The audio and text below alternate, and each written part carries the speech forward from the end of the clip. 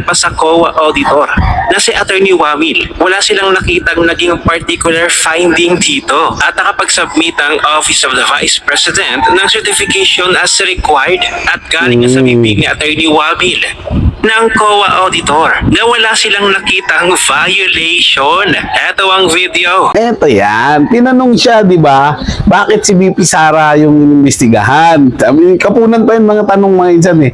Sumagot ito eh, sabi niya, na dahil lang si VP Sara lang daw yung may confidential fund. Ngayon, eto na. Si Attorney Poa na. Na-debunk agad ang Debunk agad sila eh. na fake news ng kakamping na ito na hindi daw nakatanggap ang opisina ng Vice President nung dating Vice President. Sabi ko sa inyo, hindi talaga. Sige na, magkakaalaman, magkakaroon ng batas. Binigyan nyo sila ng idea. Ganito pala gusto nyo gawin ha. Okay, sige. Para walang ligtas, lahat tayo. O, di ba? Punta tayo dun sa IRA, mga insan, na kung saan wala nang maitatago sa atin yung mga politiko na yan.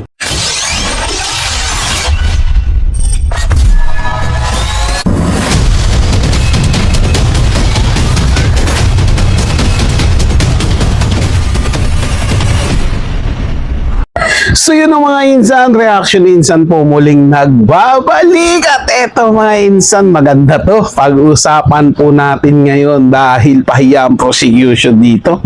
At wala naman talagang violation si VP Sara Duterte. Alam niyo mga insan, sa totoo lang ha, habang lumalaon yung impeachment trial ni VP Sara Duterte, doon na-realize din at nakikita ng karamihan ng tao at marami nang nag-iisip na pinagtutulong-tulungan lang talaga si VP Sara Duterte at wala silang malinaw na pwedeng ibintang kay VP Sara Duterte. Napanood ko yung vlog ni Kulokoy. Kulokoy ba? Yung tama ba? Yung taga Bicol. Nakalimutan ko yung tamang pangalan niya. Pero certified DDS po yun. Mga insan ha. At doon may nagtanong sa kanya sa vlog niya. Sinagot niya yung tanong. Sinabi bakit daw pinagtutulong-tulungan si VP Sara Duterte. Hindi daw siya maka-Duterte. Hindi rin siya maka-Marcos. Kumbaga, siya nasa gitna lang siya. Wala siyang pinapanigan. Parang gano'n yun, mga insan. Tapos, sinagot ni Kuloko yun. Sinabi niya dun sa vlog niya na pinagtutulungan nila si VP Sara Duterte kasi hindi nila makuha sa panig nila. Hindi nila maisama sa pagiging corrupt. Yung gano'n, yun yung sabi niya, mga insan. 'Di ba? Kaya ang dami nilang ipinupukol kay VP Sara Duterte na kesyo corrupt siya, magnanakaw siya, lustay nga daw siya, 'di ba? Pero dito sa trial na ito mga insan, mas lalong napatutunayan na yung kanilang ginawa para kay VP Sara Duterte ay script lang. Mga insan, nakitang-kita mo yung pinagagawa nila. Actually, hindi talaga sila handa doon, mga insan. Yung script nila masyadong hilaw. Yung shooting na to, mga insan, matagal na nilang pinaplano, pero yung mga script nila, masyadong bulilyaso at masyadong hilaw. Akala naman nila, makakalusot yan sa mga abogado ni VP Sara Duterte. At mga insan, ito pa, si Redon at saka si Abante, pareha silang naiinis, pareha silang naibiyerna. Kasi nung nakaraan, di ba, pumunta si VP Sara Duterte sa ibang bansa, sabi ni Benny Abante, hindi daw sinuseryoso ni parang naiinsulto daw siya. May impeachment pero nagpunta pa si VP Sara Duterte sa ibang bansa. Si Redon, ganun din. Naiinis siya. Kasi hindi daw dumadalo si VP Sara Duterte sa hearing na yan. Unang-una, ito lang yung mga insan. Hindi nga kayo nakakalusot sa mga abogado niyo eh. Di ba? Yung mga testigo nyo pa, na puro mga sablay at may mga kaso, hindi nga umuubre. Hindi na nakita nyo yung kay Kapunan. Sabi ko, huwag mong sagutin yan. Ang daming natawa doon, mga insan. So bago natin magpatuloy mga insan ha, palambing naman sa inyo, kung hindi pa kayo nakapag-subscribe sa ating channel, mag-subscribe na kayo, libre lang yan mga insan. Bisitahin nyo rin yung ating Facebook page at TikTok. Kaya naman simulan na natin ito mga insan. Ito magaling to. Galing to sa channel ni Robin Sweet ito talaga isa sa mga idol ko rin to pagdating sa mga content creator. At ayun nga, lumabas din ang katotohanan, Wala. walang na-violate ang Office of the Vice President Wala sa naman provision ng talaga. joint circular. At ayon pa sa COA auditor na si Attorney Wamil, wala silang nakitang naging particular finding dito at nakapag-submit ang Office of the Vice President ng certification as required at galing na sa bibig ni Attorney Wamil ng COA auditor na wala silang nakitang violation. Ito ang video, panoorin natin. Pero ang certification ay January 10, 2022. Yes po, based on this document. And based on this document, when was it notarized? It was notarized po on January 16, 2023. 2023. Hirap niyan. Script lang kayo sinusunod. Malihis Ano lang kayo naman? sa script, wala na. In your observation, what provision of the joint circular does this certification violate? If you Actually, ito po yung isa sa proforma annexes ng joint circular. So, wala naman po kaming nakitang violation aside from the No. Wala naman mga violation. Wala. so yung sinasabi mo, Hindi, di ba? nakikita dito yung discrepancy ng mga dates. Lagi, halo ka, based on this kapunan, document po, halo yes, ka. may discrepancy yung dates. Okay. Now, dahil dyan, what action did you take, if any? After what po, ma'am? After itong nakikita mong certification, Ang naging action po namin, actually, yung naging audit namin is yung for the whole of the liquidation documents na sinamit ng OBP. Pero dito po, wala po kami naging particular finding dito. Sinasabi ko nga po, it is one of the annexes po under the Joint Circular 2015-01 and they submitted naman po yung certification as required. okay. Oh, malinaw. Walang nakitang violation. At Tama, nakapag-submit walang ng mga violation. certification as required. Walang nakitang findings. Sa malinaw na malinaw. Ngayon ang mga kakamping at loyalista na ang nirequest daw na confidential funds ng dating Vice President Jejomar Binay ay napabalik naman daw at hindi daw niya natanggap at nagastos ang appropriation para sa confidential funds. Kaya napakomento ang isang certified DDS na tigilan na ang pag-spread ng fake news ng kakamping na ito Puro dahil fake ayaw news nila eh. na malaman ang katotohanan na si Jejomar Binay na dating Vice President ay nagkaroon din ng confidential funds. Kasi mga insan, eto yan. Tinanong siya, di ba?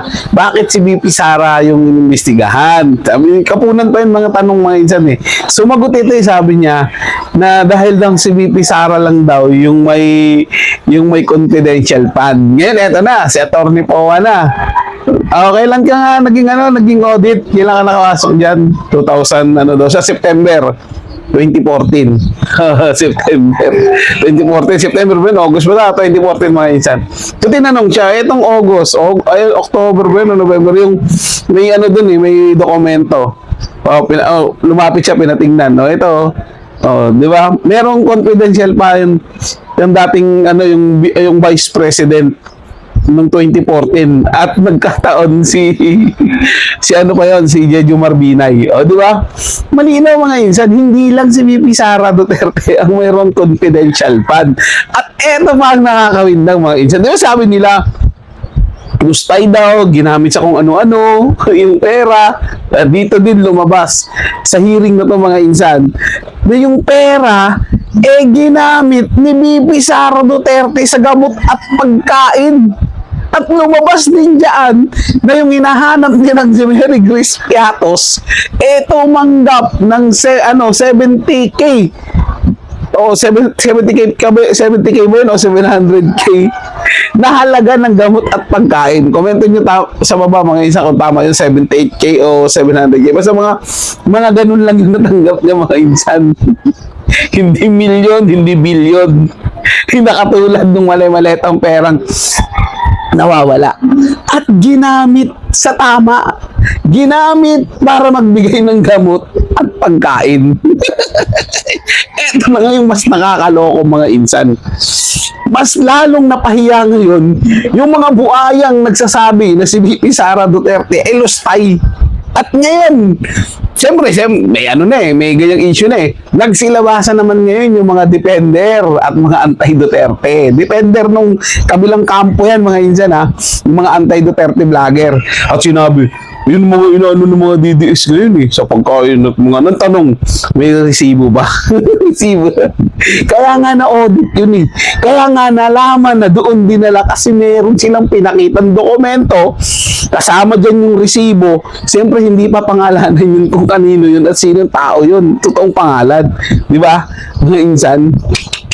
Huli talaga kayo kahit anong gawin nyo. Sabi ko nga sa inyo, kahit anong gawin nyo ang paninira sa isang taong matuwid, lalabas at lalabas yung katotohanan na yung ginagawa nyo is pawang paninira lang. At hindi talaga obra dito, mga insan, sa bansa natin na masyadong usosera yung gustong malaman yung katotohanan ng mga tao. Hindi kasi ito dati na, katulad dati na isang sabi lang ni ganito, oo, ganito na. Ganyan, maniniwala na mabilis makondisyon ng kaisipan ng tao. Ngayon, hindi. Maghahanap yan sila ng katotohanan. Hahaluka yan. Dahil may social media na nga. Di ba? Mabilis nilang ma-access kung ano yung gusto nilang malaman. So, kaya kahit anong gawin yung paninira kay VP Sara Duterte, wala talaga. Di ba? Wala. Maano lang talaga kayo. Makakarama lang kayo sa ginagawa nyo. May nauna na nga, di ba? Nakarama. Tutuloy natin ito mga insan. At nagkaroon din ng liquidation. Yata basahin natin ang post ni Lester Cordero. Wait.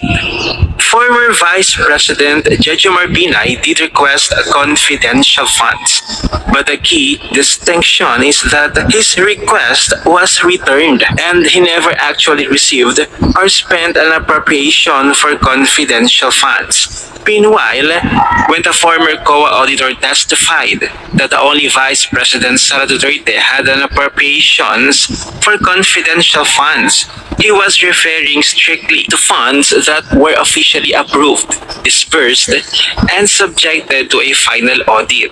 Because Binay's OVP never received the funds. There was nothing for the specialized COA Intelligence and Confidential Funds Audit Office to audit. To put this simpler comparison, while Binay tried to ask for the funds, Sara Duterte remains the only Vice President since 2012 to successfully receive and utilize them. Ngayon, itinama ito ng isang certified DDS na si dared to ask. Dahil nga pinapalabas sa kakamping na ito na hindi daw na-receive ni Jejomar Binay noong OVP pa ito ang kanyang ni-request para sa confidential funds. Ang sabi niya dito, debunked Hindi ko talaga malala yung Koloko, check Koloko yun. Basta ano yun, magaling yung taga Bicol. Mag-research po muna. Yung na vlogger Based yun. on the 2014 Koloko, Chokoloko, Chikoloko. Basta, may liquidation ng 5.2 kilala ko sa mukha pero yung pangalan niya sa ano yun. ni former VP Jejomar Binay. Binasisi pa ng COA at Congress like that they are doing to VP Inday Sara Duterte. Mukhang hindi. At ibinahagi nga niya. Oo, iba talaga tong mga mga DBS vlogger din mga isa. Kapag naglabas yung mga anti-Duterte, maglalabas din sila ng ano nila. Ng Office of the Vice Ayan, President. Binay, confidential funds. 6 million. Confidential funds noong 2014 under number 32, prior period adjustment unrecorded income and expenses. The total amount includes the 53,237,966.03 liquidation of prior year's transferred fund to the City of Makati and DPWH under the BITAF project and to various hospitals for the health and medical program. the 5.2 million liquidation of prior year's cash advance for confidential and intelligence expenses of the VP. So ayan, na-debunk agad ang Debunk agad pinapakalat sila eh. ng fake news ng kakamping na ito na hindi daw nakatanggap ang opisina ng Vice President nung dating Vice President Sabi ko sa inyo, hindi talaga obra yung mga pamimeke nyo pag fake news nyo. Kasi meron sasagot talaga niyan. Kung magaling kayo mag-make fake news, magaling din humanap yung mga DDS ng sasagutan. The Vice President at confidential funds ng iba't ibang ahensya at mga pondo ng kongresista. Makikita nyo sa screen ang mga pondo ng bawat kongresista na kung saan wala namang liquidation. Tanging certification lamang ay okay na. Kaya nga. Mapapatunayan na nito na nagastos ang pondo ng kongresista. Certification lamang at pirma. Hindi ba napaka-double standard ng Pag sa kanila pwede, kay VP Sara hindi. Ang Office of Hindi the kasi Vice nila President kakampi. ang kanyang confidential funds ay may Huli liquidation. talaga mga insan. Samantala, ang Wala. ng kongresista, certification lamang. Diba? Public funds ito eh. Yeah, So eh. dapat may proper liquidation. By public funds na liquidation by certification lamang. So paano yan, COA? Paano nyo malalaman na ginastos ng tama ang pondo ng bawat kongresista? Yun, Baka isa pa mamaya, yun. Oo. ginamit pala yan sa mga pambababae. Pambabae, sa mga pag pagbili inom ng nila, kung pag ano-ano club mga nila. luxury item. Di kaya Oo, bili ng bag. Kaya pala ang dadami nilang magandang bag. Pinabili no? ng alak. Bulletproof yung Malalaman sasakyan. nyo ba, conventional Ganda ng mga relo. Nilalaman pa kayong strict compliance. Kasi sana, in-apply nyo sa bawat ahensya. Tama. Maging sa mga senador at kongresista. Hindi yung sa Office of the Vice President lamang. may proper Binibigyan nyo ng magandang liquidation. idea. As Yung swerte naman ng kapag mga mga kongresista. Duterte. Yari talaga kayo Certification sa lamang at pirma ay okay. sunod na eleksyon. Diba? Magsusulong Kaya ng mga sobrang batas. diba-diba ng Labasan mga talaga yan, kongresista. labasan. Ito, di ba, napanood natin kanina, walang naging finding ang COA, ayon nga mismo sa COA auditor, at walang naging violation sa kanilang joint circular. Unmodified opinion nga ang natatanggap ng Office of the Vice President Kaya nga eh. mula sa COA. So, ibig sabihin talagang malinis ang paggamit Malinis ng talaga. pondo ng Na Office of the Vice audit, ay na ano, na President. liquidate nila ng maayos. Kamping at loyalista na naglulustay daw ng pera, si VP Sara. So tingin ninyo aking manonood, sino ba talaga ang naglulustay Yun, ng sino pera? ba talaga? Ano ang inyong opinion? I-share mo na ang video na At ito. sino may malaking Mag-comment na confidential dyan sa ibaba. fund? At magkita-kita ulit tayo sa susunod na video. Galing. Sino ang tunay na naglulustay ng kaban ng bayan? Diba? Ang lupit talaga mga yung sinasabi ko. Lahat ng mga pinagagawa nila kay VP Sara Duterte, bumabalik lang din sa kanila eh. Kung baga bumabanda lang din sa kanila eh. Mas lalo tuloy naiisip ng mga tao na, oo nga, paano pala yung pondo nyo? Kayong mga kongresista na yan, kayong mga senator na naghahabol kay VP Sara Duterte, paano pala yung mga ano ninyo, mga pondo ninyo, yung mga hinihingi ninyo, saan nyo pala din ginagamit? Di ba? Tapos gusto nyo buksan yung bank record ni VP Sara, wala problema, sige buksan nyo para lalo kayong mapahiya. And then, pagkatapos niya, dahil binuksan niya yun, di ba? Nakatalaya, nakarecord yan. Pag nagpalit ng administrasyon, di lahat ng mga kongresista na yan, bubuksan din lahat yan. Sige na, magkakaalaman, magkakaroon ng batas siya, binigyan nyo sila ng idea, ganito pala gusto nyo gawin na, okay, sige, para walang ligtas, lahat tayo. O, di ba? Punta tayo dun sa IRA, mga insan, na kung saan, wala nang maitatago sa atin yung mga politiko na yan. Di ba? Dahil sa ginawa nilang gantong malaking sindikato sa gobyerno, pag nagpalit ng gobyerno sa susunod, puro matutuwid na. Sana may maglakas ng loob na gumawa ng batas para hulukayin ng lahat. Kasama na dyan yung pagda-drug test nila, syempre. Bilang namumuno kayo, 'di ba, sa ating bansa, nararapat lang din naman dapat na maging malinis kayo. Malinis yung kalooban, malinis yung pagkatao. Ba kaya lahat ng kalinisan dapat ilabas. Mag-drug test kayo. Gamit yung hair follicle na yan, katama yung batas ipinapanukala ni Senator Robin Padilla. Di ba? Ayaw pa nga ni Claire Castro dyan. Hindi. Dapat yan na. Totoo na. Oh, pati mga confidential fund, ilabas na yan. Tito Soto sabi, palitan daw yung pangalan ng confidential fund. Tinawanan tuloy siya ni Chis Escudero eh. Pati yung ano dyan, mga insan, isama na rin nila dyan yung pagbubukas ng mga, ano nila, mga bank records nila. Diba? Kasi ito ginawa nila kay VP Sara Duterte. So, gawin na rin sa lahat. Para kung malinis talaga kayo, karapat dapat kayo dyan na umupo sa mga pwesto nyo bilang public servant. Ngayon, kung basura kayo at nandiyan kayo para lang maghakot ng pera sa kaban ng bayan, nararapat naman din siguro na umalis na kayo dyan. At mga insan, tandaan nyo wala tayong utang na loob sa mga politiko na yan. 'Di ba? Dapat sila ang magkaroon ng utang na loob sa atin dahil tayo ang pumili para maluklok sila diyan sa pwesto.